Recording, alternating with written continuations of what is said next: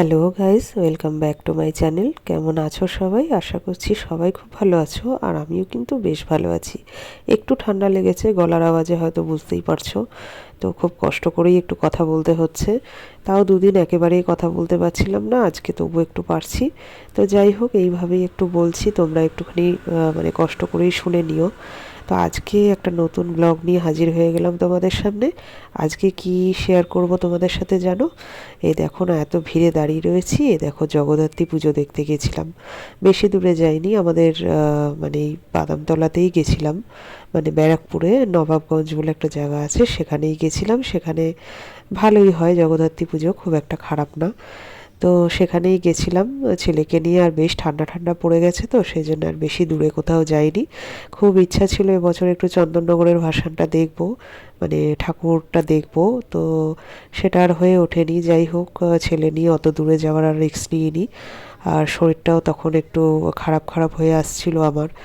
তো যাই হোক, অনেক দিন আগের ভিডিওই তোমাদের সাথে শেয়ার করছি, কিন্তু তখন থেকেই আমার শরীরটা খুব একটা ভালো ছিল না।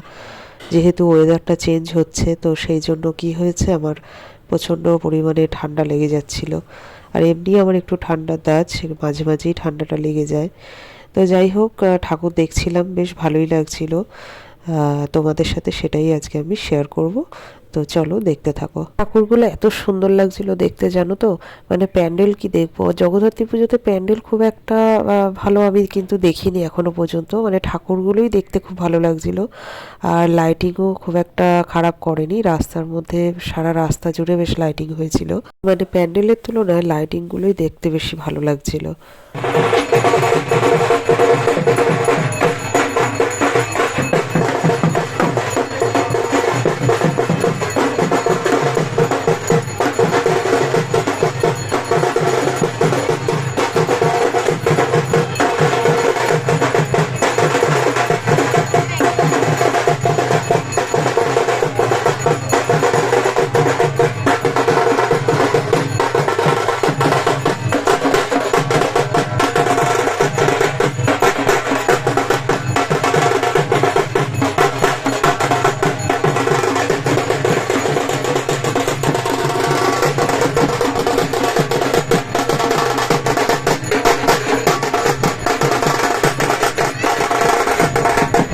এটা হচ্ছে নবাবগঞ্জ ঘাট। এখানে পুজোর পাশাপাশি আর লাইটিংয়ের পাশাপাশি কিন্তু একটু মেলাও বসে, মানে ছোটোখাটো করেই রাস্তার পাশে পাশে বাচ্চাদের খেলনা টেলনা নিয়ে দোলনা টোলনা এই সমস্ত বসে।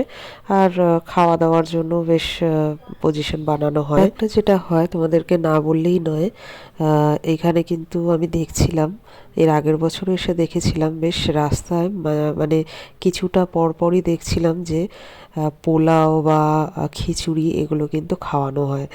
আর লাইন দিয়ে লোকে বেশ খায়ও। বুঝতেই পারছো, ঠাকুরের ভোগের কিন্তু টেস্টটা অন্য সময় তুমি ঘরে যতই রান্না করো সেই টেস্টটা কিন্তু আসে না। আর যেহেতু সন্ধ্যা হয়ে গেছে, দেখেছো ম্যাক্সিমাম জায়গাতে কিন্তু সন্ধ্যা আরতি হচ্ছিল ঠাকুরের। আবার টাকা এই টাকা, টাকা ওই টাকা, ওই টাকা দুজন টাকাও।